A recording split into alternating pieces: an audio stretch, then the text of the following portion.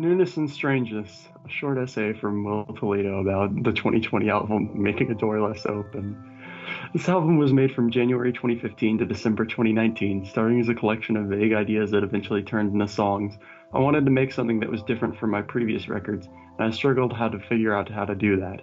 I realized that because the way I listened to music had changed, I had to change the way I wrote music as well.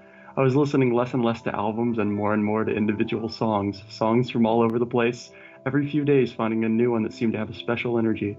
I thought that if I could make an album full of songs that has special energy, each one unique and different in its vision, then that would be a good thing. Andrew, Ethan, Seth, and I started going into the studio to record songs that had more finished structures and jam on ideas that didn't. Then I would mess with our recordings until I could see my way to a song. Most of the time on this album was spent shuttling between my house and Andrew's, who did a lot of the mixing on this. He comes from an EDM school of mixing, so we built up sample-heavy beat-driven songs that could work to both of our strengths. Each track is the result of an intense battle to bring out its natural colors and transform it into complete work. The songs consist of elements of EDM, hip-hop, futurism, doo-wop, soul, and of course rock and roll. But underneath all these things, I think these may be folk songs because they can be played and sung in many different ways, and they're about things that are important to a lot of people. Anger with society, sickness, loneliness, love. The way this album plays out is just our own interpretation of the tracks, with Andrew, Ethan, and I forming a sort of choir of contrasting natures. I think my main hope for the world of music is that we'll continue to grow by taking from the past, with a consciousness of what still works now. Exciting moments in music always form at a crossroads. A new genre emerges from the pieces of existing ones, an artist strips down forgotten structure and makes something alien and novel. If there is a new genre emergent in our times, it has not yet been named and identified, but its threads come from new ways of listening to all types of music, of new methods of creating music, an unprecedented level of affordability and personal freedom, of new audiences rising up through the internet to embrace works that could otherwise be lost, and above all, from the people whose love of music drives them to create in the best form that they possibly can. Hopefully it will remain nameless for some time so it can be experienced with the same newness and strangeness that accompanies any and all meaningful encounters in music.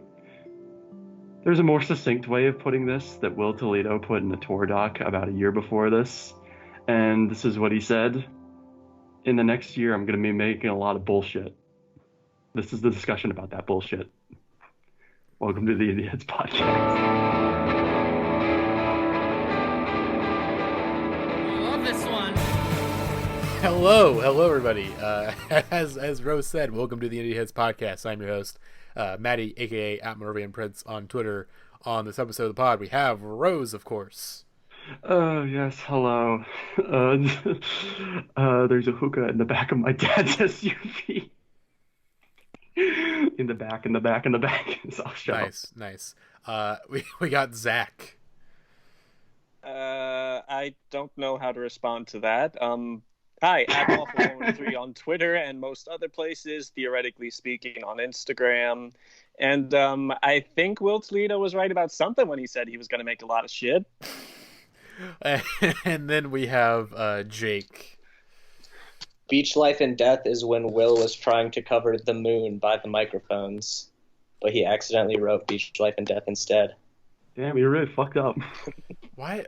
Okay, so I've been smack dab in this podcast. We have the two biggest car seat headrest stands who are speaking in languages that I just don't understand. I don't know these references. I don't know what the fuck they're talking about. And then I have Zach here, who is my mortal enemy when it comes to this record, and our very differing opinions. I don't know why I agreed to this. I don't know why I'm here, but nevertheless, I don't know why you let me host it. Nevertheless, we are making a door less open and discussing the new Car Seat Headrest album. Finally, this podcast.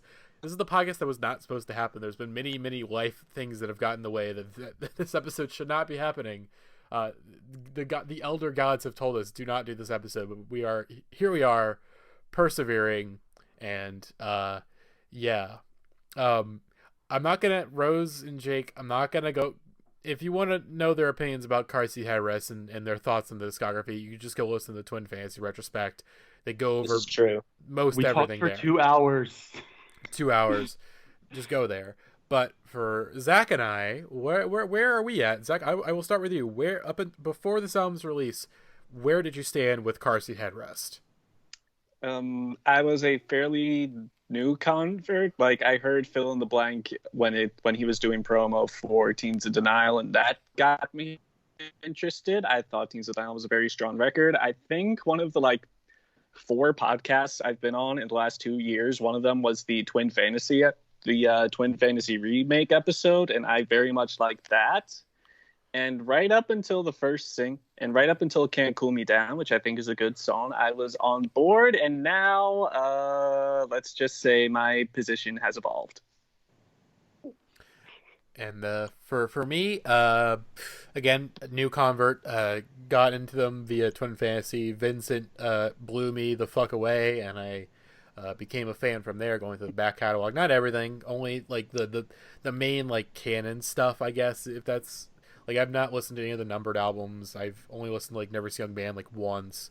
But, like, How to Leave Town and Teens of Style and Twin Fantasy, of course, gotten there. I was not as big on Twin Fantasy as a lot of other folks were. I think it's better than the original, but I do think I was beginning to notice my limitations with Will Toledo as a songwriter. I was beginning to be like, okay, man, like, this does not need to be 17 minutes long. You can kind of... Shut up, Rose. I don't want to hear it. These are my opinions. But I like the Twin Fantasy remake overall. I thought it was really, really good. But I was starting to question my loyalty to Will Toledo. I was like, okay, you've written some songs that I love dearly, but am I fully with you? I'm not sure here. But who am I to be to question my loyalty to Will Toledo? Who was I to question that as if you don't already know from the Fiona Apple podcast, Making a Door Less Open is my current album of the year as of the recording of this podcast. Just to get that take out of the way. Just that. I'm so glad I spent as much time as I could bullying you in the last episode, because now I have to feel objective about it. Yeah. So that's where I'm at. And Zach, on the other hand, complete opposite of me, fucking hates this record. I wouldn't go as far as to say I hate it. There are precious few albums that I hate, but this is, if not my least favorite album that I've heard this year, it is very, very close to it. Yeah. So here we are. Rose is going to be kind of guiding us through this record and trying to see where we're at. Actually, before I continue, I think the reason why I've been, up until this record, I was a little down in the dumps about Car Seat Headrest overall was I saw them in St. Louis, and it was kind of a mad concert. It was towards the end of that tour, or at least the end of like that leg of the tour, and just it was clear that there was something off, that Will was ready to be done with this tour, as like he literally like threw his mic to the ground during like the last song and like walked off while the band was doing like some obscure Dexys Midnight Runner song, which that tour it's simultaneously like has seen like a lot of praise, but there's parts of me just being like, just play the fucking hits. Like, just play the fucking hits. I think it's both good and bad, because I wanted deeper cuts. Like, I'm that one person who was like, yeah, like, you're doing good songs here, but can I get less Teens of Denial material? Yeah. So, I was again, that show was like, I mean, I'm not gonna blame. It's like, like, yeah, also like tough, but it was for what it's worth, like most of fucking tour, he was sick, so he was fucking miserable a lot of the time there, and I totally understand that mentality, just like wanting to be done with it. Mm-hmm. But like, I mean, even then, like, no, like being understandable of like, okay, I understand why he was like this, but at the same time, it's like it still hurts. Like, it still hurts that like the crowd, like, we called for an encore for like 10 minutes before the venue figured out what was going on. That like Will was not coming back out, and they just turned the lights back on. And like, all right, show's over. So, yeah, and then of course the singles for this record, I was very, very skeptical. Thought "Can't Cool Me Down" was pretty good, but it was like. Pretty good. I thought it was pretty good, but I was like, okay, I'm intrigued by the direction here. And then Martin came out, and I was like, okay, this is good, but I'm not really, wanting to play it over and over again, so I'm a little worried already.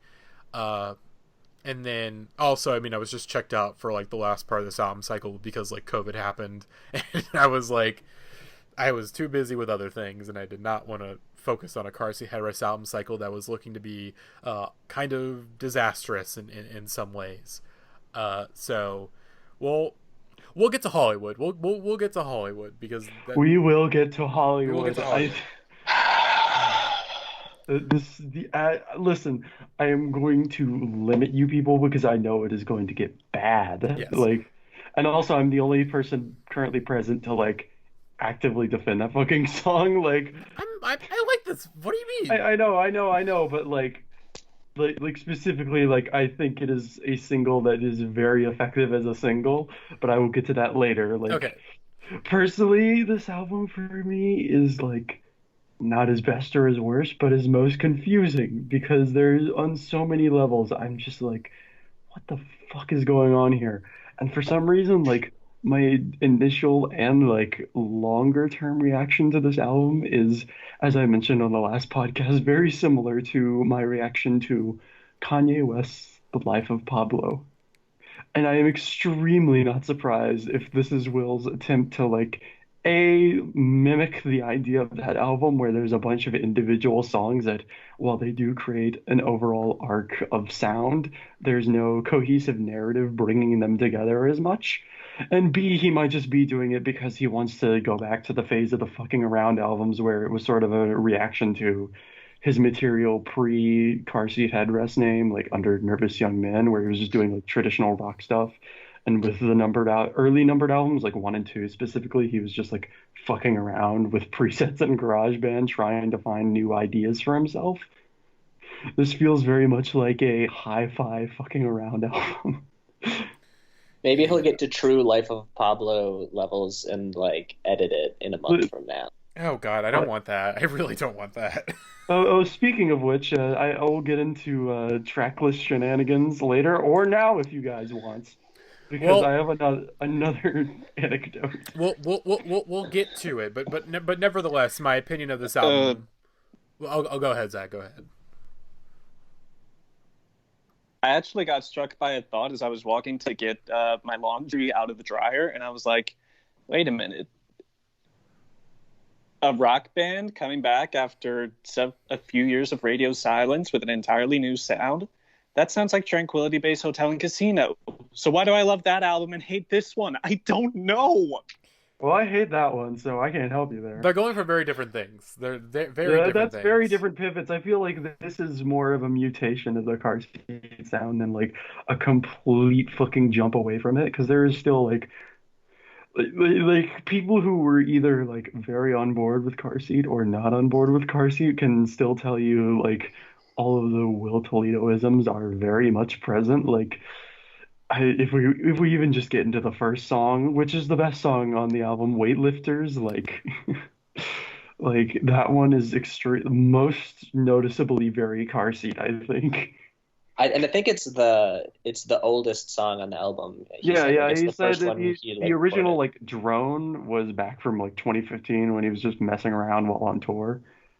Yeah, and I think it like with that, it probably sounds the most like a like Teens of Denial song, I guess you could say. Like it definitely fits with it.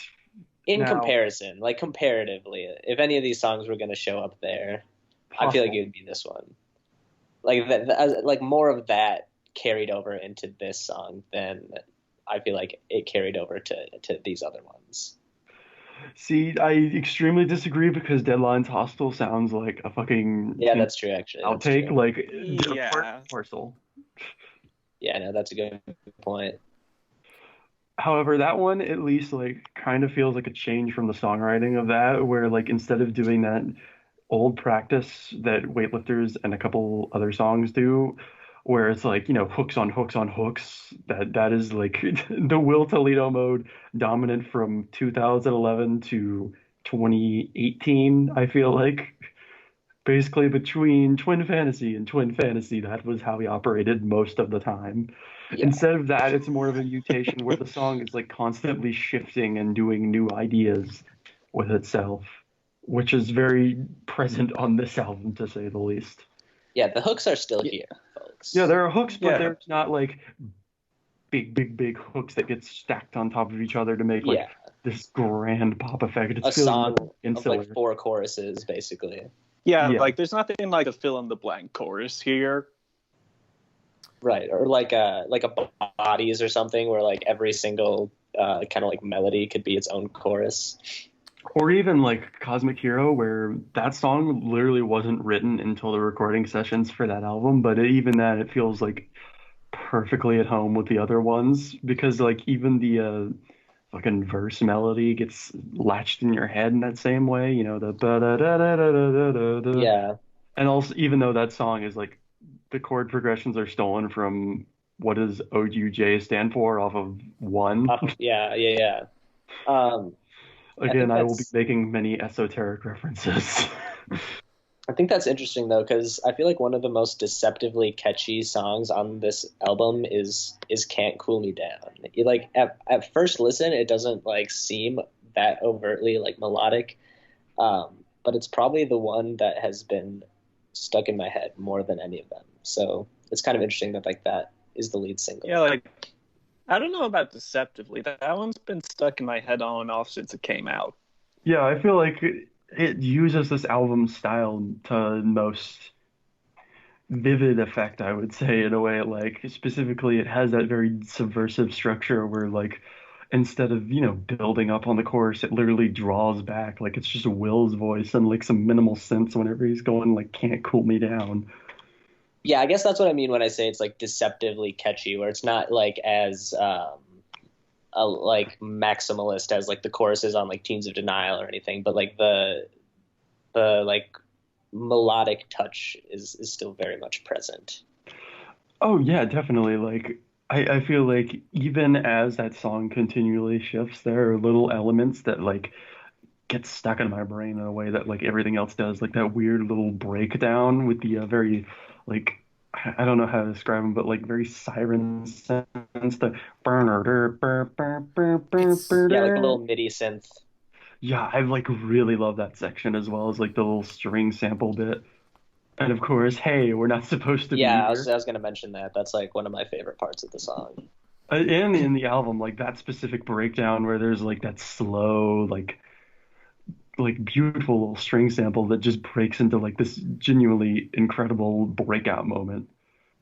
For a song that is very much like about continually building intensity, there is only one real intense moment on it. I feel.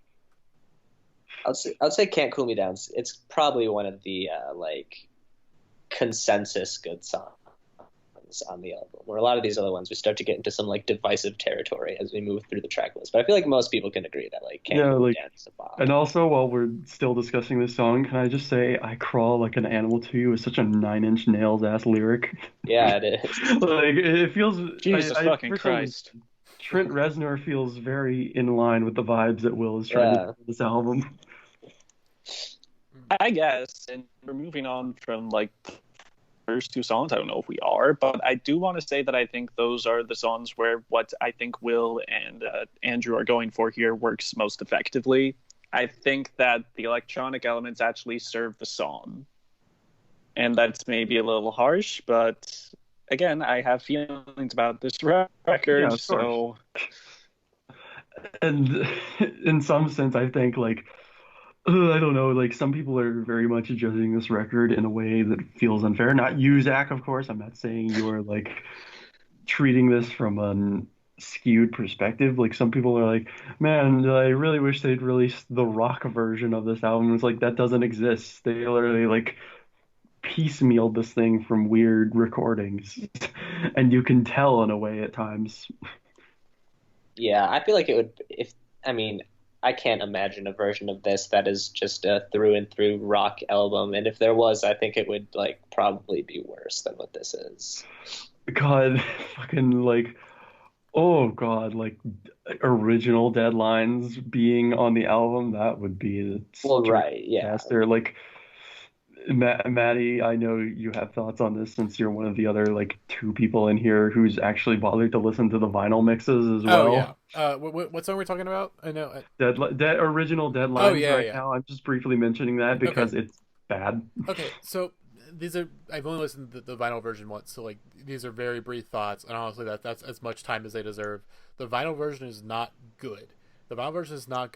It's got the same problem that American Dream had, where it's like there are good songs in here, but the track listing is so bad. It's so badly sequenced, and also the fact that like the original Deadlines just like is very much unfinished. It's just clearly not at a good point.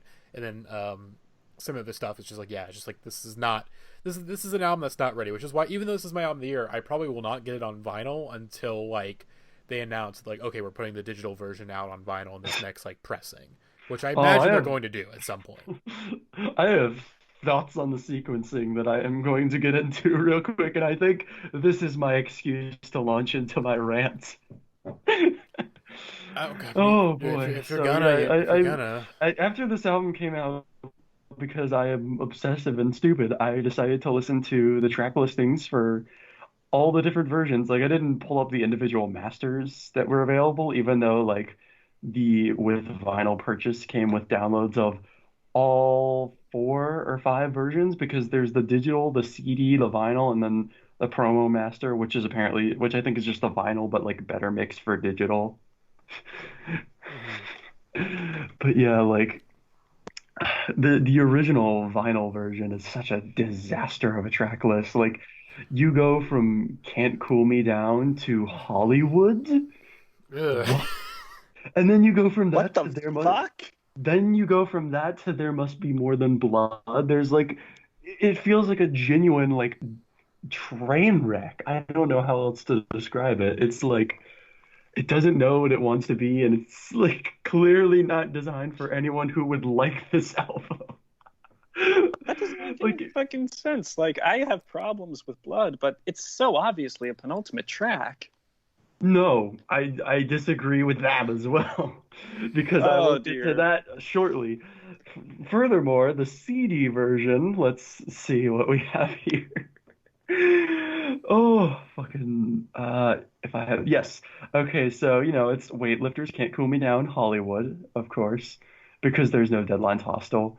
Then Martin, which is like, it's fine sequencing, but questionable. And then it goes into Him Remix, which is a somewhat, let me make sure I'm not just talking my own shit here. Oh yeah, fucking Martin into Him Remix is a stupid choice. Like and that goes into There Must Be More Than Blood, which is even more confusing to me. And then that you want to know what that goes into? Take a wild fucking guess. Suddenly Original Deadlines appears, and that song is of course, as we've already mentioned, a disaster. But just like fucking everything about this feels like so weird until you get to the digital, which is at least like somewhat passable to me. Like, you got the Can't Cool Me Down, Deadlines Hostile into Hollywood is a particularly good and inspired piece of sequencing, I think, considering those are like the only 2 really big beefy rock songs on this record in a way. I mean, obviously, this is my album of the year, but like, I think, like I said, the digital, this is the best possible track listing we were probably going to get for this record, and thank God for it. There's many questions that I had before that I was like, oh shit, this is my album of the year. I had many questions, and I asked Rose many questions like, why this, and then you sent me the vinyl version, and then all my questions got answered. Like, oh, okay, so that's why all these decisions were made, because oh my God, this album could have been so. The thing, even if people who are like not that into this album, like I was listening to Endless Scroll, and they're both kind of confused with the record. They both like they don't hate it, but they don't know if they really like it that much either. At the very least, it's like it could have been so much worse. Oh, this thing would have been like, this would have absolutely bombed, and I totally understand why this album got bombed on Pitchfork, because the promo master is the vinyl track list. So it's just like atrocious. Oh yeah, like I think if I would not be surprised if Pitchfork does sort of a maybe not like a full 180, but just sort of like if they decide, okay, we're gonna put this in our top 50 albums of the year because like now we have the digital version and it's a much better version of the record that we got.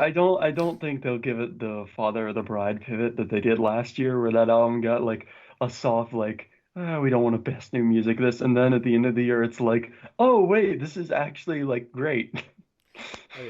Yeah, don't even remind me of like all the nerds being mad about that album last year on Indieheads. Like, don't even. Oh my God, that was I wrote 3,000 words about that album, and yet I still feel bad about all the weenies who couldn't get over it.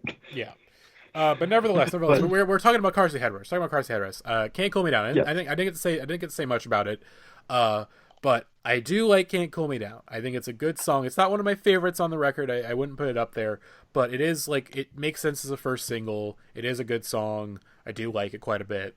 But really quick, I want to go a quick segue. As we're talking about the sequencing and all this stuff. We've discussed this, Rose. I say this in my opinion. Here's the thing. I don't really work with Matador too often on stuff on Indieheads anymore, or really like not much. It's like usually just through like the PR people, rarely. And also I had bad experiences in the past. the rollout.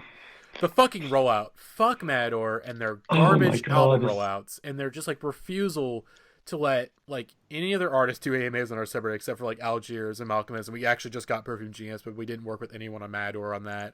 But Matador, here's the thing. There was one, I won't say who it is. There was one person at Matador that was like very difficult to work with. They're no longer working there, thank God. So most of their artists are probably more open for AMAs now. But nevertheless, the rollout of this album was garbage. I hate the four singles and taking so long from release. I think it kind of fucked up. Like month of mysterious pictures. Like I get it, you wanted to share the Kate Orts art, but I feel like there's better mediums for that, especially since that art is so beautiful. Mhm. And it got mostly diminished for me by like, oh, it's just another fucking image that he's posting instead of like the album announcement. Yeah, but nevertheless, I think Yeah, I think the rollout is stupid. On a Okay. sliding scale of good album rollouts to Grizzly Bear Painted Ruins, this is closer towards the Grizzly Bear end of the spectrum, which is something that you never want. Oh God.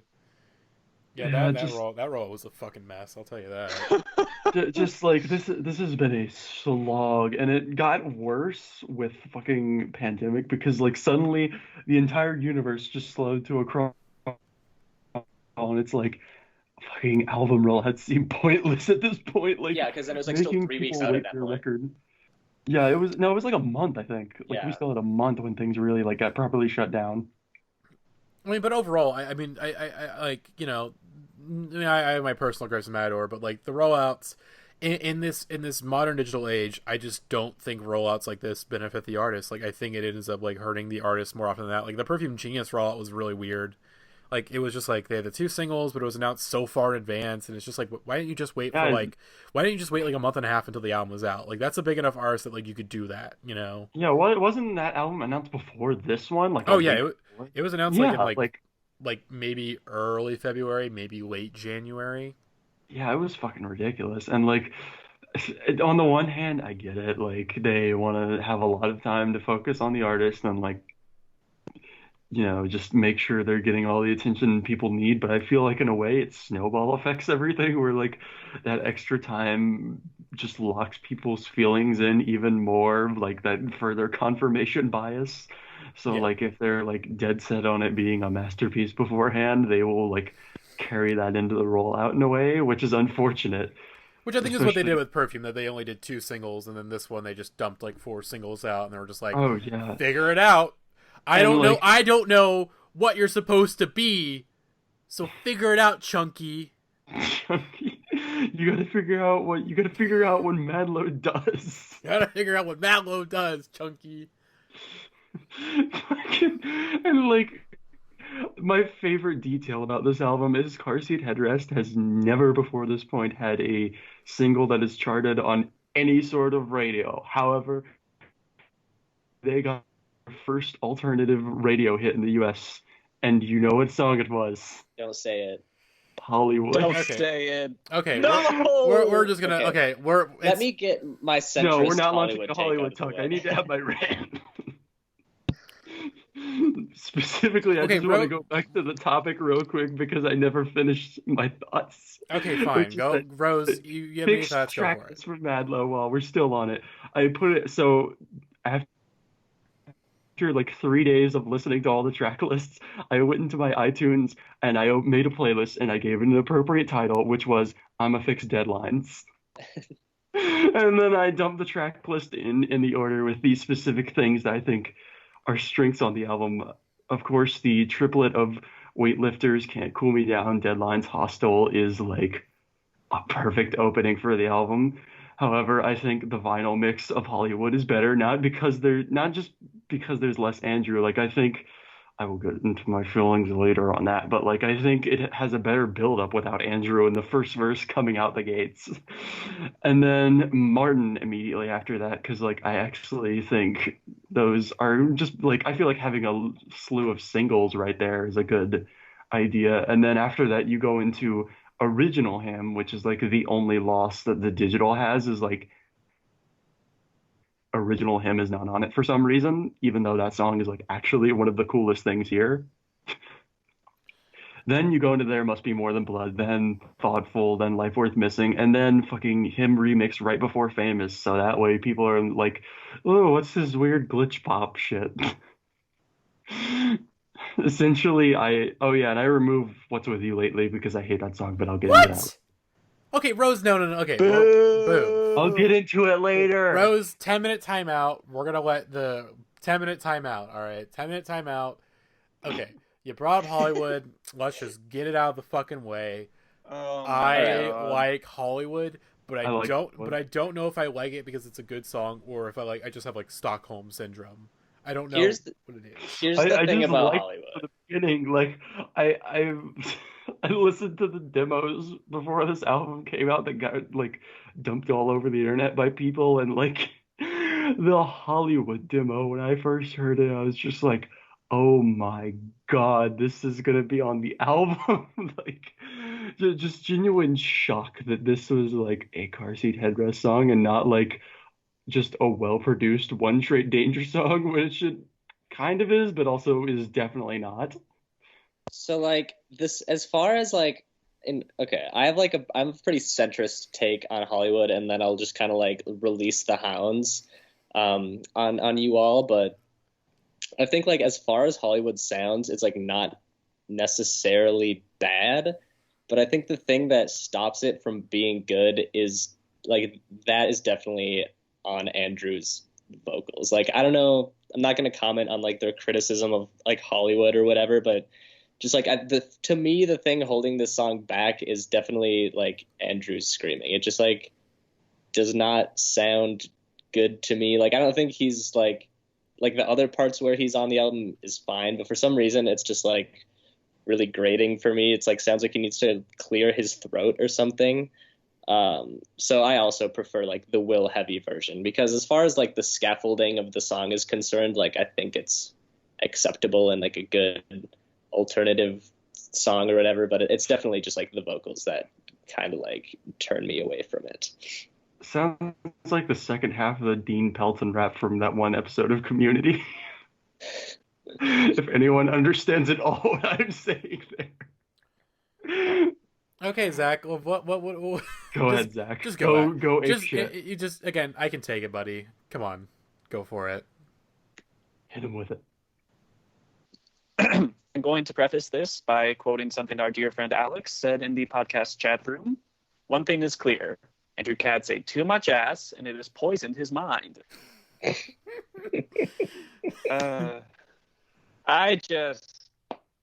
My thing with this song is that the argument is, oh, it's bad on purpose.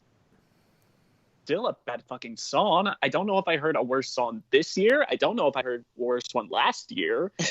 A song hasn't inspired a negative reaction like this in me since two wildly different perspectives, and I know you guys know what I think about that song and that album as a whole. But I just think even criticizing even feels like a losing game, because like even if you go to the lyrics, it's like that's the point, they're bad lyrics, but it says nothing original or interesting. It's banal and uninteresting at best, and an affront to music at worst in my book. I just can't find an argument for this being a good song. I'm sorry, I know you probably have one, but I just hate this song. It like if this song were not on the album, I would think it's like a 5 out of 10. This drops it to like a 4, maybe a 3. Ah, God. All right. I respect the passion. No, I think we can work our way up from here. Maybe. Okay. Do you want me to? I want to. Can I take up take on Zach on this one, Rose? Yeah, go ahead. I will give my take. I understand that you want to have your take, but like you need to be the mediator real quick for this one. Yeah. This is most important. Okay, so I like the song for a variety of reasons. First off, I disagree entirely with the bad on purpose stuff. I don't think it's bad on purpose. I think it is intentionally harsh at times because of some of the subject matter. And of course, that subject matter is that Hollywood/LA sucks, and that's a message that I can 100% get behind. So just for that gets points to me. It's like, okay, it's a song about how much Hollywood sucks. I'm with it. You got me right there. Okay, now Andrew's vocals. This one's more for Jake. Like I said, it's in that intentional harshness, especially when there's that sort of that lyric towards the end of the Andrew's verse about the billionaire pedophile cabal, pretty much. Shouts out to True Anon real quick. So it is purposely harsh because I do think it's like this shit in Hollywood is, it's very tough to talk about. It's it's not pleasant. And I think Andrew's vocals in some way reflects that. And then I think a third thing is that the bones of the song are good. I think I understand why Will decided to make a song around this riff, because it's a good fucking riff. Yeah. But and I guess the fourth thing is that, like, I can't fully explain it, but I just, it's a very well structured song. It's even with Andrew's vocals being kind of there. I respect it as a One Trait Danger song. It's like once you kind of take that, it's like, okay, this is the like official One Trait Danger feature. Once you kind of accept that, once you get in the mindset this is a One Trait Danger song, it's a bit easier to digest. It's a bit easier to take in, and I think like it's for the flow of the album. It is necessary. I think it flows very, very well from Deadline's Hostile into Martin. I think that it is necessary to bridge that gap. I don't know exactly why or how that is, but it bridges the gap very well, and it is very necessary. Although I do still skip it like half the time I'm listening to this record. So, because occasionally it's like, okay, I get the song, I get how it goes in. Like, okay, I get how this is the midpoint between Deadline's Hostile and Him remix. It's like, I get it. I only need to listen to like a minute of it. Fine, go straight into Him. But nevertheless, Hollywood is a good song. If I can offer a rebuttal real quick while I was sitting in mute sorting my feelings out, two things. One, there is actually one part I like about this song, and it's where Andrew is like, what the fuck's in Oklahoma? Or whatever it was. Yeah, and the second thing is, the second thing is, like, I get what you're saying about the subject matter, but it's a subject matter that's been done to fucking death, and it's been done so much better than it is here. Oh, what on what songs? I'm intrigued if there's like any songs like you have in mind about the billionaire pedophile cabal in music. Maybe not about that specific. Like, but just about how much LA in sucks. General. Yes. Okay.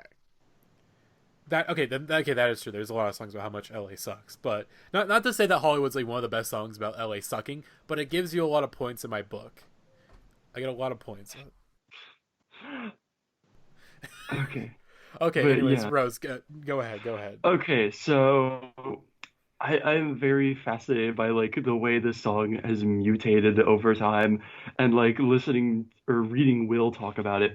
Like he specifically says that the first thing that came was the riff, and it was just this big fat rock riff. Like he fully understands that this song has to be built around this like thing because it is a fucking monolith. Like you hear that burn, and you're just like, okay, this is the big stupid rock song. No, and a monolith. We literally just talked about Blonde. Blonde is a monolith. To Pimp a Butterfly is a monolith. The riff of the song, it's a good riff, but a monolith. Well, I don't mean in like the sense that it is like this immortal thing through time. I just mean like it is a big structure upon which everything else is being built here. Okay, yeah. It's like a stadium rock like kind of riff. It's like I could see like a Foo Fighters song with this riff or something. In a good way. Like I like the Foo Fighters. You know what I mean? Yeah, I'm not dissing at all. I think it is a very brilliant thing. And like if you go and seek the history out of this thing, like specifically the Vera Project show they did in, I think it was 2018 or 2019. Like they did a show previewing some of the new material they were working on, and this song was one of it, and it did not have any sort of One Trade Danger stuff. It sounded way more like what's that one song on Teens? Hippie Powers. Like it reminds me way more of that, but it was just like had mostly like weird Will monologuing in a way. And Yeah. I think he slowly realized over time that like instead of like just being boring over this riff, you have to go for broke. You have to do something ridiculous. And it kind of works in a way for me because like it understands how absolutely stupid and blown out all of this is, and it just goes all the way in, like especially in that second verse. Like that second verse is the moment where it like actually starts to feel like a well cohesive song. Like if it were just like the first part, this would be absolutely terrible. But like that second half where like it's both Will and Andrew yelling together, and like you can feel the background instrumentals like building up for that last release of the riff. It's like just fucking brilliant, like structure wise. Lyrically, I get why everyone hates this. The fucking the Mansons and Roses song, good god, like what was that line? Just it's a song that deeply confuses me like the rest of the record. But just even more so, and at times I waver between like I'm bored by this and like oh my god, I love this stupid bullshit. Especially as someone who's like really into One Trade High as a silly, obviously stupid album. Like it's just the culmination of that, I guess.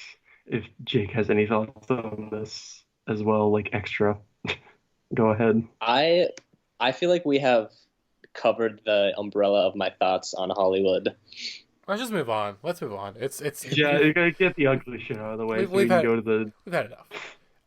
But nevertheless, shit. I I fucking love this record. I love this record so much. As I stated, I doubted my loyalty to Will Toledo. I doubted the way that this man makes me feel, but I shall never express doubt again because he knows how to wire directly into my brain and express feelings that I don't know how to articulate.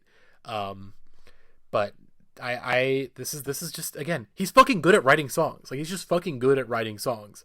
And I in some ways I do like this album being a little less wordy than the previous ones. I like this is a truncated length. The only long song on this record is There Must Be More Than Blood. Yeah, and I think one of the most interesting descriptions I saw from him, because like of course I read all the interviews because like this thing, so like I'm still like what the fuck is this, and like I'm trying to get like any insight in the interview, and the best description I've seen of him for this album was calling these songs a bunch of tone poems, which is like actually kind of apt because they all feel like these very interesting little bits which are like trying to describe individual thoughts and ideas instead of like a more coherent bigger thing. Like like oh there's a song here about like this intensity, there's a song with weightlifters where it's just like like oh what if thoughts could change my body, what I'm having a breakdown over like self-actualization of like my exterior versus my internalized self, like things like that. It's just like little ideas that pop in your head and like take over your brain. Can we talk about the best song on the album, which is Martin? Yes. Martin, best song on the album. It's up there. It's up there. It's got good vibes. It's, I don't know. It reminds me of that kind of like, I know Will has professed many times that he's like a big Beach Boys fan, and I feel like this kind of has that like classic Will Toledo imitating the Beach Boys thing, which has kind of been like a theme that has run throughout his discography. I don't know. I just think it's really like a sweet, catchy kind of like nicely crafted little pop tune. And I also I feel I've heard a criticism that the chorus only plays once, but I think that that's kind of an interesting decision that I respect. Like, it's like so catchy, and the fact that it only plays it once, it's just kind of like, fuck you. I don't know. Like I said, he's so good because again, he's like, I know how to get in your head. Even just this hook playing once, it's gonna get stuck in your head repeatedly. And it does. Yeah, and like, I think this song is probably the best usage of this album's like song structured format, where it's like, you know, constantly pushing forward instead of like lingering on this repeated idea, unlike Blood, which is like the only song here that I think really kind of does that, instead of like continually pushing forward.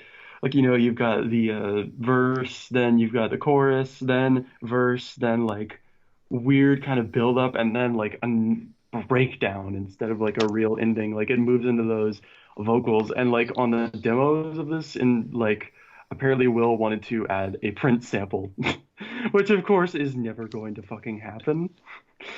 What? Especially considering his original history with sampling on albums. I was actually do we know which? Die For You specifically. That like in the demo, there's a demo floating around there. I've talked about the demos, but they're really insubstantial. But like a couple of them, you hear like little ideas that like Will was trying to like, oh, I can kind of get the intention of this better, like, and it like does kind of the same effect on it as like the current pitched up vocals do in a way, and it's like a really neat little footnote to the song in a way. I was watching, Andrew has occasionally been doing these like Twitch streams where he's just like making like One Trade Danger music on Ableton, and I was watching one of them, and someone brought up the fact that the chorus only played once. He actually was like pestering Will to add a second chorus at the end, but he said something to the effect of like, it's more powerful if it just plays once or something like that. And I'm like, yeah, that's accurate, I think. Yeah, I feel like the effect is especially there because like I will say, like, pre-release of the singles, this song was the one that like got fucking looped for me over and over. Like, I don't know why, but like this song got stuck in my head in such a weird, like, just wanting to play it again because I want another hit of that chorus, but also like all the other stuff too. Like, I want that outro again. I want those lyrics because something about it just extremely resonated with me. The way that like finding some, like, you think about someone again long after your interaction is over, and it's like still fucking rattling in your brain in a way. Like, the feel of the song matches the lyrical content as well. Yeah. I mean, and then the line, I'll forget and remember, forget, I will never forget the way you made me feel. Then, like, into that little, you know, sort of getting back into the kind of the end of the song / the hook. Like I said, Will Toledo, he's so fucking good at this stuff. He's so good at having these little lyrical moments. They're just like, ow, why the fuck would you do that, Will? Matty, this is slightly off topic, Matty, but you mentioned at the beginning of the podcast that you had not fully listened to Nervous Young Man, and I've listened to it in full, but like only like once, I think. You should get into Nervous Young Man. I feel like for some reason it would be your long. favorite. My strategy is you divide it in half. You stop after Goodbye Love, and then you pick it up again on the second half, because it makes it so much more digestible, and plus the first half is like fucking perfect. Yeah, like I would say like half of my top 10 Car Seat Headrest songs are from that album. I mean, I like fucking Home a lot. That's Holmes is goddamn great. masterpiece. I will stand by that being like an all-time favorite song for me, not just like Car Seat Headrest songs. Like, I think about Holmes a lot. Mm-hmm.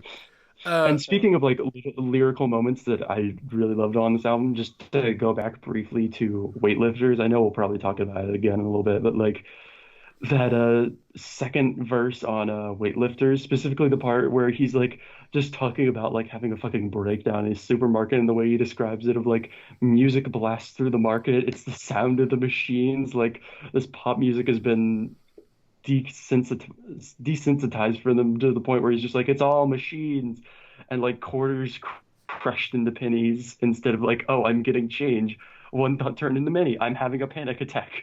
My resistance is crushed. I'm just here to buy some tangerines, guys. Mm-hmm. Seedless grapes. Yeah, like it's such a like the way he will describe things feels so abstract, but also like on point. Like, oh my God, everything is happening at once. As far as Martin goes, it is among my favorites. I listened to the album again today just to keep myself fresh, and I think it's actually number 2 behind Weightlifters for me at this point. I just think that it's a nice change of pace. I don't want to feel like a hidebound. Oh, this song can only ever be one kind of genre, but I do feel like this is the closest to Will's idea of these all being folk songs at heart, because I feel like this is definitely a folk song.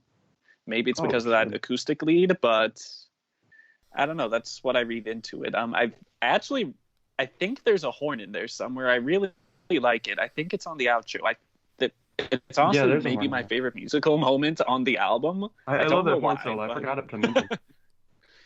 But yeah, I think this is one of the last songs on the album that I actually wholeheartedly like. But this is a very good song. I get why it was a single, and yeah, good song. And it stands out because I don't think there are too many good songs on this album. Mm-hmm. The best song on the album is though. Martin? What? Like Worth Missing. Oh, okay. I'm glad. Okay, There we go. I'm glad that we got to this take. Can I reveal my take? So I had a take in the chat that basically what determines if you like the song is how much you liked Coldplay back in the day. But I have an expanded version of that take. This is like the good version of the Cloud Nothing's Clock covers. That makes no sense, but at the same time, I deeply admire your commitment to this. Just think about it. Think about it, Rose. No, this has nothing to do with it. No. Think about it. Shush. Think about it. One of these things is a keyboard-induced nightmare with Led Zeppelin samples, and the other is the worst, like, full-length song on this album. Oh, God. Damn. You hate to hear it. The thing with this podcast is that I expected to fight with Zach more. I'm going to fight with you more on this, Rose, because you have fucking weird takes in this album. Here's the thing. I'm just non-combative in general. I think 2 of the worst songs are back-to-back, in my opinion. What's With You Lately and Life Worth Missing? I don't hate Life Worth Missing. I just don't get the hype for it. That it's a little Pale Blue Eyes moment on the album for Ethan. I like it. I like Ethan. He's a nice boy. I think he fits the song really well. I think it's a nice little reprieve. He brings a good energy on board. It's a nice little reprieve after Deadline's Thoughtful. It's a nice little reprieve because that song is very it's probably the most electronic heavy song on the record, and I like that there's that little reprieve. I like Ethan singing, and I'm very excited for his solo album, Toy Bastard, Life for Cowards is the name of it, I believe.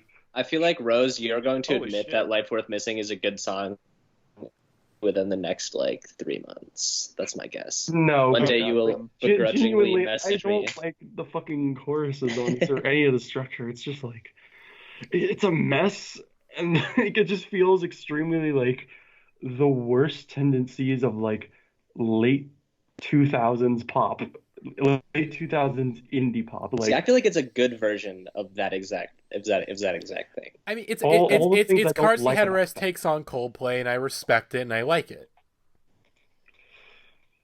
It's just it's an overwhelming thing for me. I'm just I don't care enough to argue anymore about this song. I do want to say I actually do like What's With You Lately because I have brainworms, and one of my favorite songs on Twin Fantasy is Stop Smoking, but I appreciate it for basically everything Matty said. It's a nice change of pace. It's nice to hear a different lead vocalist, and Rose told me that Ethan did have the solo album coming out, and I'm actually very excited for it. I'll probably like it more than this record. Yeah, I mean, he said it was coming this year, but he's given no updates on it, even though there's a title and everything, and it looks like it'll probably be sooner or later. I mean, I don't know. I feel like he's a little more, like, as far as his voice is, he's a little more like rough around the edges, kind of like old school denim jacket, folk rock, smoking cigarettes kind of situation. And I think if that, you leaned into that, it would be good. But the problem is this song does not go all in on it. And that's why I don't like What's With You Lately. It's just like, here's Ethan on a guitar. Go do whatever you want, Ethan. I don't care. Like, did Will write this and just have Ethan Will sing wrote this and had Okay. Ethan sing it. Like, he specifically, like, let me find the words if I have them somewhere. Interesting. That's interesting. Because it feels very. I mean, which is why I make the Pale Blue Eyes comparison. It definitely feels like Will wrote this song, but realizing he wasn't really the right vocalist for it, and just kind of had Ethan like that's specifically what he said. Is he felt like Ethan suited the ideas better, and like he specifically decided to make like a song with as few words as he could for this to convey this idea and like make those ideas way more heavily in the process, since there's less to go off of. So fuck Family Guy, but it's like that sketch where they have like Ringo Starr put his song on the refrigerator. That's mean, Jake. They might be listening to this. It is mean. They might be. Wait, well, I like the song. I like it. I'm just saying. That's what it feels like. I don't know. I'm just being cynical, but. I scrolling through my notes, and I forgot I put this in here from one of the Will interviews, but I forgot that the fucking apparently the OK Computer mini discs that got released last year. You remember when like Radiohead got hacked and released? Apparently that was like a huge inspiration for this album. Was that?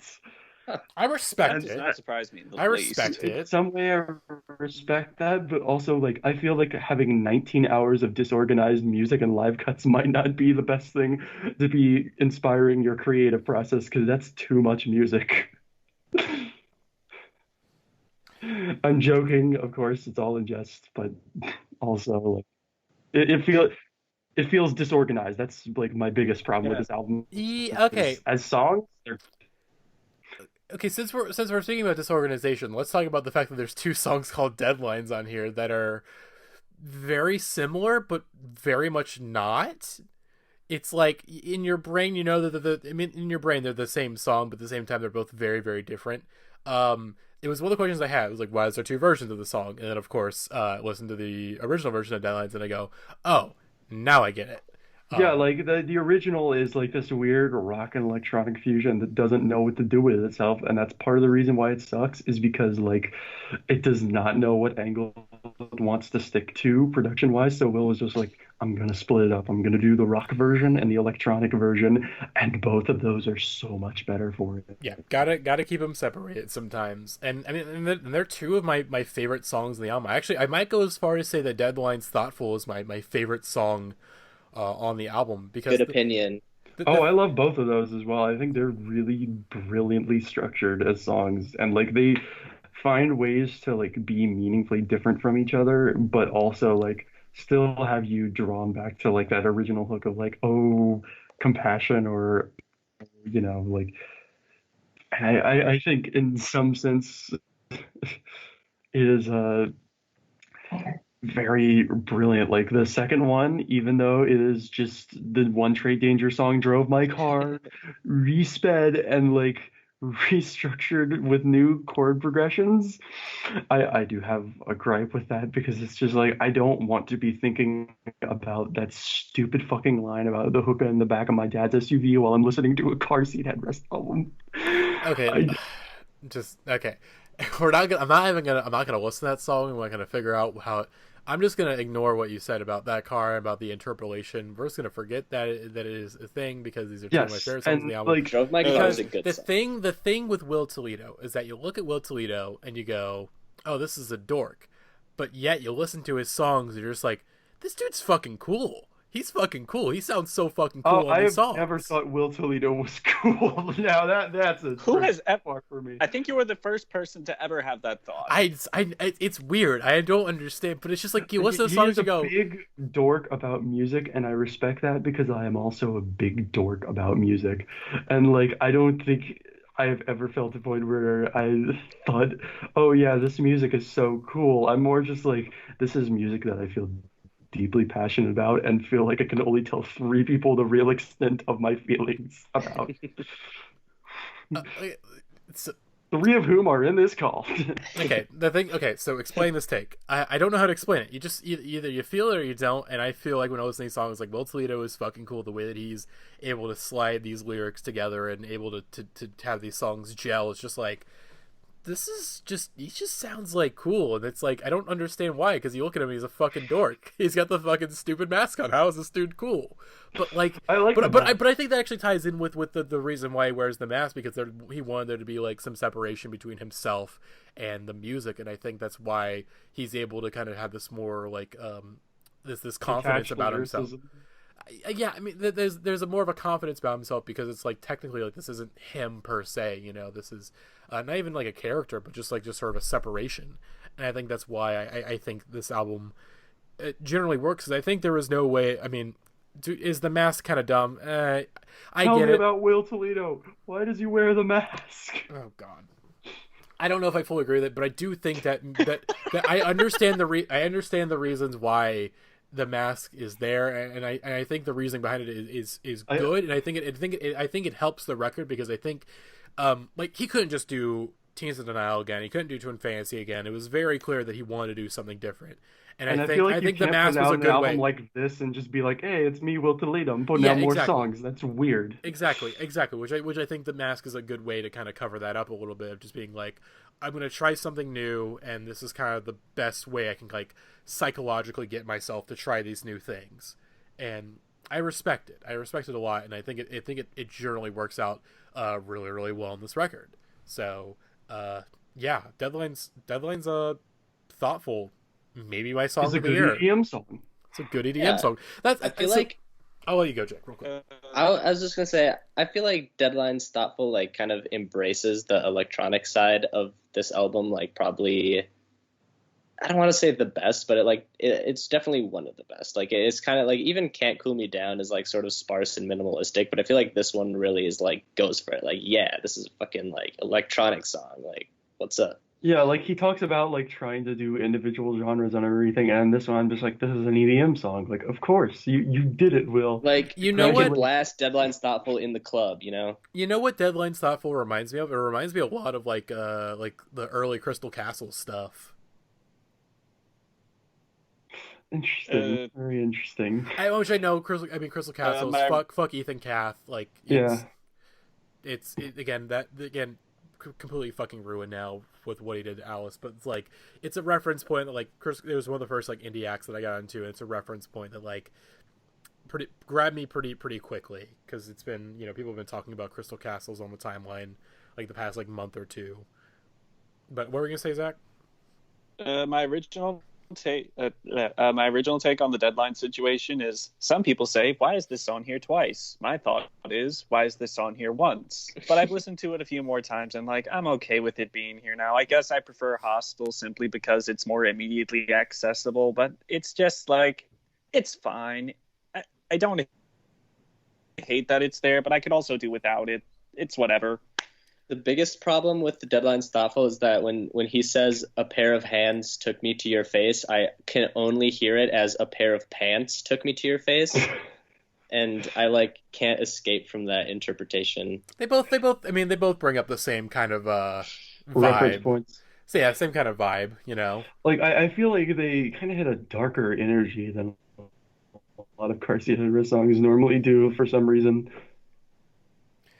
Like, in a way, like, almost, I don't know how to explain it. It's like, funny. The imagery feels very golf.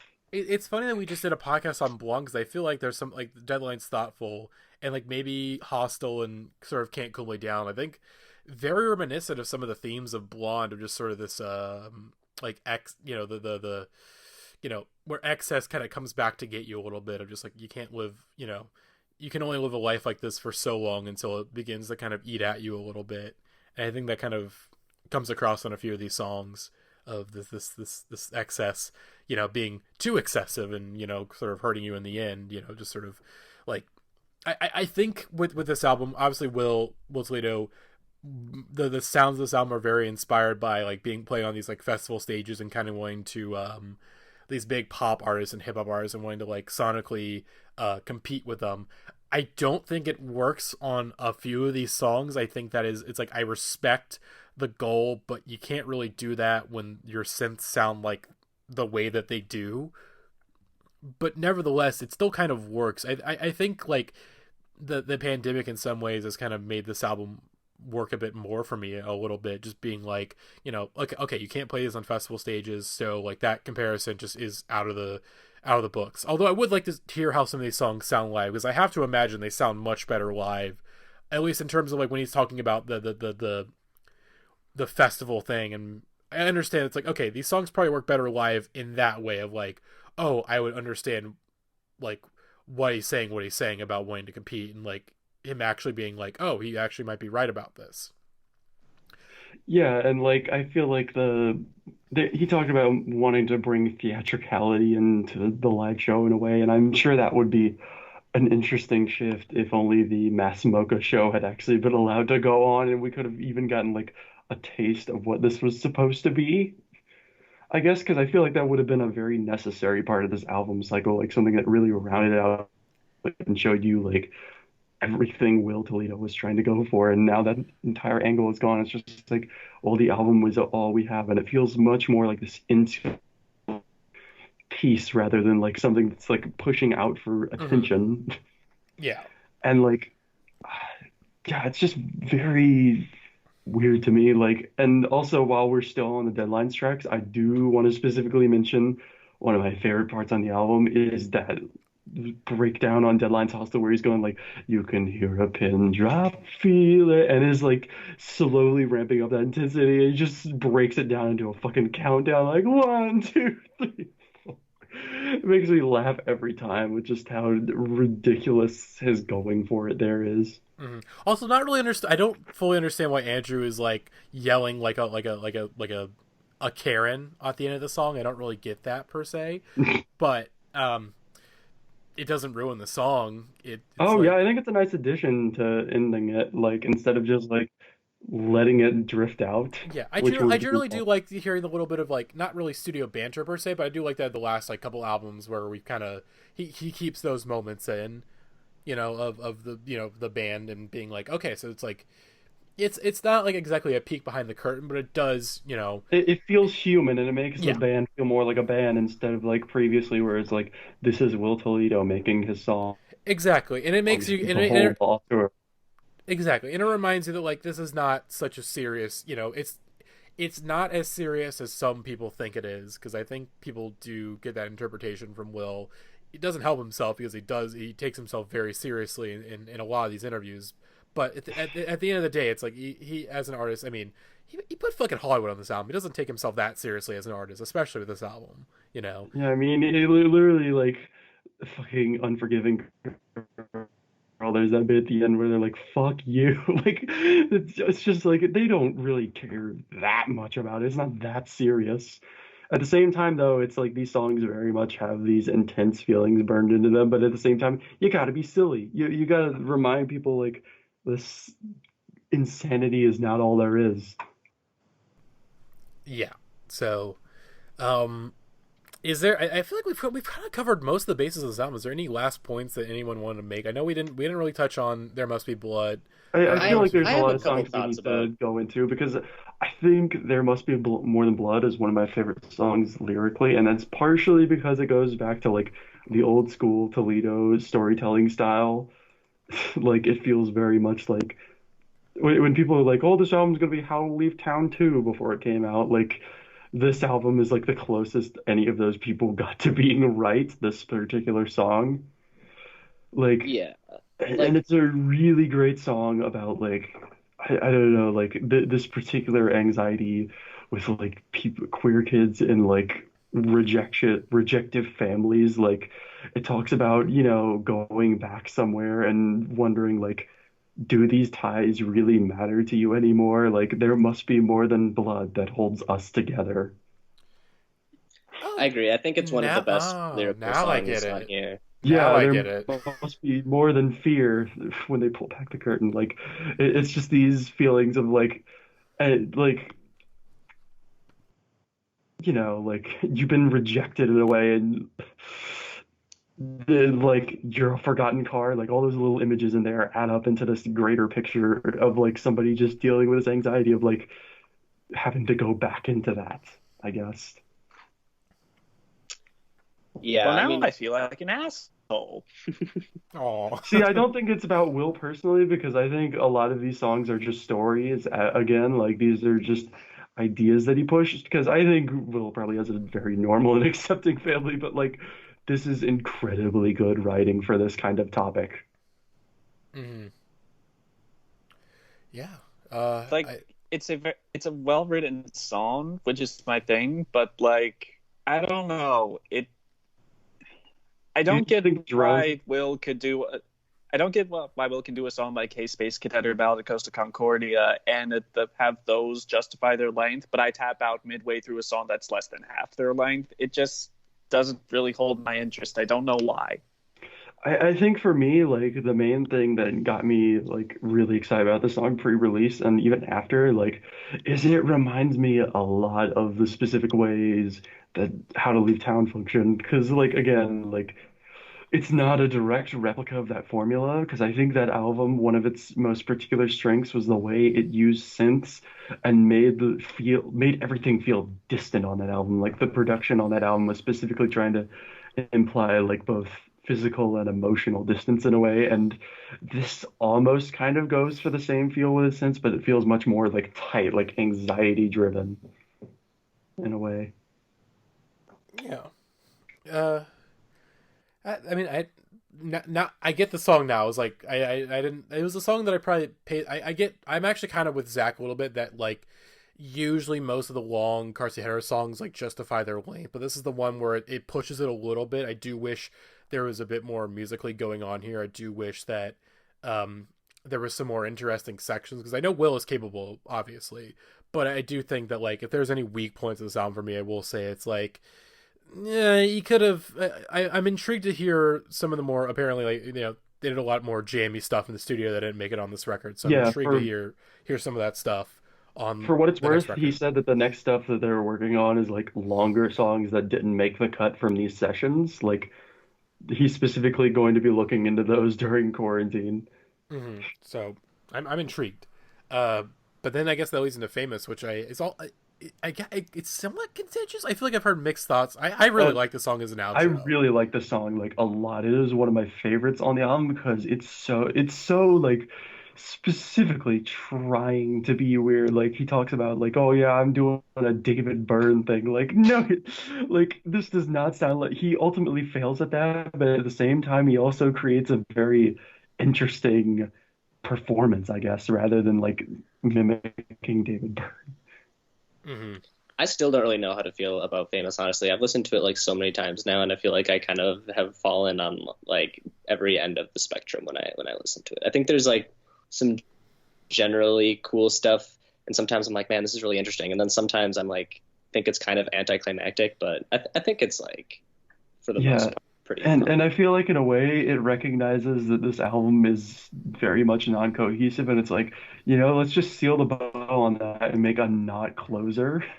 And so it just goes for it. It's just like we're gonna try everything at once. Like another thing is that like I feel like that is sort of something that extends through his discography to some extent as well, because like I don't know, not to say that these songs are like bad by any means, but like Ending Teens of Denial with Joe Goes to School is kind of like an interesting, you could make the argument like anticlimactic. I like never really hear anyone talk about like the Twin Fantasy title track. Like I think it's excellent, but I think he does a sort of thing where like the climax of the album is like he usually puts it on like the penultimate track or like sort of towards the back of the album, and then like the actual last track is almost like a little reprise or like the credits rolling type of thing. Yeah, in a way, I think. Isn't that like the Arcade Fire trick? Because I don't think they've missed on their second to last tracks. Even they do that too. At least that had We Don't Deserve Love, which is a Hall of Famer. Although My Body is a Cage is like, I think, a very climactic. Yeah. But I mean, like, yeah, Rebellion being the second to last song, and like the No Sprawl Cars Go. 2. Yeah, and No Cars Go, Sprawl 2. Yeah, that's definitely a thing they do as well. But I did want to get surprisingly enough, I disagree with you guys about Famous. Like, I think it's a fine enough song, but I also feel like it's everything that I think is wrong with the album in microcosm. I just don't think all the added bells and whistles serve the material. Like, I don't know why the vocals needed to be pitch shifted. I don't know why it had to be like a lot of electronic elements. I think it would have been just fine if it were something like Joe Goes to School, but it's complicated for me. See, that's the thing, is that I don't think Joe Goes to School is a good outro. I much prefer this as an outro. I do like to just all the bell. I prefer going balls out on an intro on an outro rather than like a sort of a soft like, okay, here's the credits. You know, it's like I prefer like a big action scene in the third act than like, you know, here's like a little epilogue that like, oh shit, the studio wants us to put this in. I like this song a lot. I like all the bells and whistles. I think the pitch shifting works really well. I like the way the song moves. I think it's a perfect outro for this record. I think it sums up everything musically very well. And I like the hymn remix inspired stuff with the vocals and sort of it coming in and out. I think this is a good. I think it's a good fucking song. I think it's a great outro to the record. Yeah, I think so. Just real quick, I want to say that Joe Goes to School disrespect is. I don't hate it. I don't hate it. I don't hate that song. I know. But I do think that there's any issues that I have with Teens of Denial. It's slipped in my album of the year rankings at the time. I don't think I would say it was like my album of the year in 2016. Now that would go to Wise Blood. But I think that album ends off. If there's any like big criticism I have, the last two tracks are pretty weak in comparison. Frank Sinatra is so weird in there. Like it's a great song, but it should have not made the cut. It's like this would be fine as like if they're gonna as a pre-order bonus. Like here's a 10-inch of this song that we didn't want to put in here, but like we want to get it out to the fans. Like that's where Frank Sinatra works. Otherwise, like that, and then Joe Goes to School is like I think you could have ended the album on the Ballad of Casa Concordia, and it would have been perfectly fine. Part of the reason I love Joe Goes to School is because it fills into that Will Toledo meta of, again, repurposing your old ideas, and it feels very much like a big moment on the Car Seat Headrest arc where it's like, hey, we made it all this way because it's reusing a riff from 3, specifically Ghost of Bob Saget, like that like it just feels like a little bow wrapped on top of like, hey, we made it here in a way. And then this song, in contrast, is very much like, we're here, fuck it, let's do whatever. Like, let's have those big shimmery synths that like sound like God. Like, let's have weird chopped up live vocals that like are unintelligible. And it's just like every idea in the can at once, in the same way that him remixes. And I kind of love both of these songs for that, because it's just like, it's the most go for it energy. And I wish this album had more of that, like, we're just going to do whatever we want.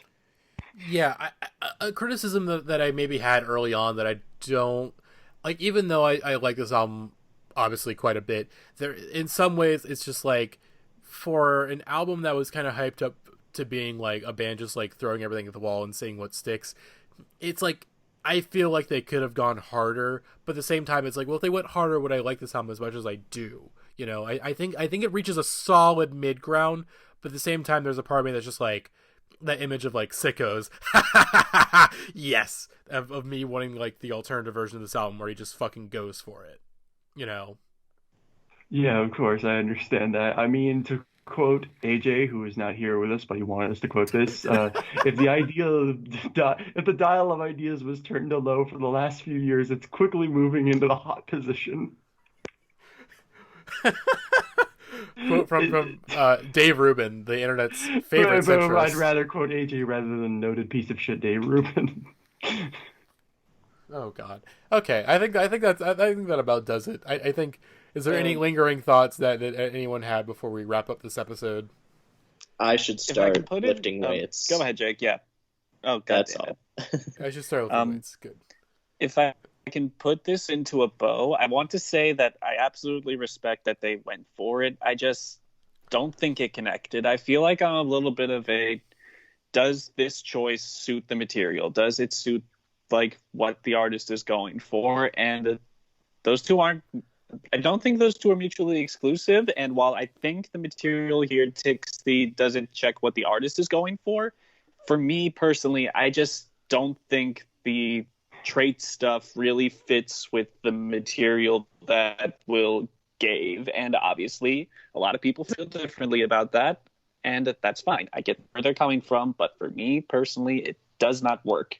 And I really feel weird playing the antagonist on one of these episodes, but hey, somebody needed to do it. Yeah, like this is definitely an interesting album to talk about in much the same way that something like a pure comedy is. And my feelings on these records have turned out to be very similar. And that is all I will say on that, because I don't want to get into a shouting match with Rose at 10:15 at night. How do I, honestly? I'm too tired for this. All right, so that settles it. Madlow, album of the year, baby. Album of the year. Shut the fuck up. I can't wait for list season when we all get to yell at you. It's funny. It's funny. It's funny. You. We were talking when this album initially came out. We were like, oh, it's probably not going to be on our album of the year list because most people are like iffy on it. Even I was like a little iffy on it. And then of course now it's like, oh shit, it's my album of the year. Oh shit, is this gonna get on the list? Is this gonna somehow make? I will do slide everything its way in to my the power top to make 10. sure that doesn't happen. You're gonna will it into existence. Look, It's getting on the list over my dead I would body. sooner let Crap Shit by Girls' Rituals onto the album of the year list than this. And that album is titled Crap Shit, and it's amazing too. Okay, my advice for anyone who's like maybe a little, if you full blown hate it, it's not gonna win you back. Zach, I'm not gonna make you listen to this album again. I'm not gonna tell you, oh, just gotta take a couple months off and give it a chance. It's probably not gonna be the case for you. But for the people who are maybe a little down the middle, maybe a little bit more like, about the decision, give it a little bit. Take a break from it. Come back to it when your mind is a bit more clear. And I think you're gonna find a lot to appreciate once the expectations are kind of back to low to in the middle. So that's all I gotta say. And yeah, that'll do it for this episode of the podcast. Hopefully you all enjoyed. And coming up later on, we got 2 more retrospect episodes for y'all for our best of the decade list. We got Psychopomp coming up next, and then of course the rebirth of Divers Cast, which will come your way hopefully before the month ends. And yeah, that'll do it. And we will see you all in a little bit. Oh, also, by the way, real quick plug. I don't know when the episode will go up, but I'm going to be on Endless Scroll coming up later this month with Eli and Eric. Very good music podcast, friends of the show. Very excited to go on that podcast and once again explain myself about my takes about Madlow and introduce everyone to the wonderful world of Dean Blunt. So be on the lookout for that and also future retrospects. And yeah, that'll do it. And we'll see you all next time. Bye-bye.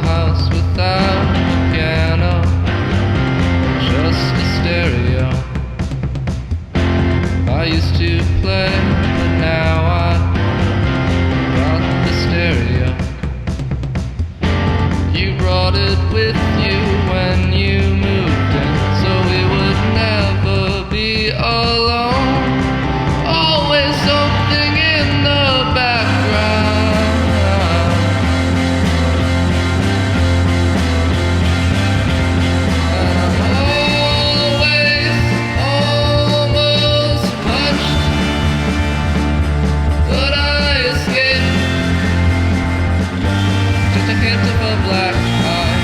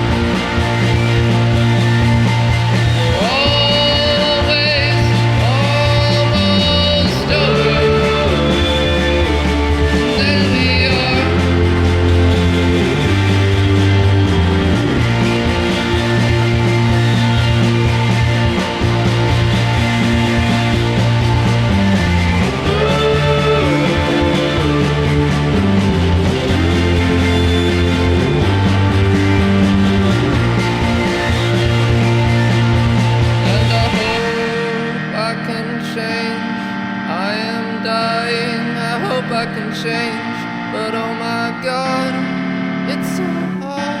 And what if this is who I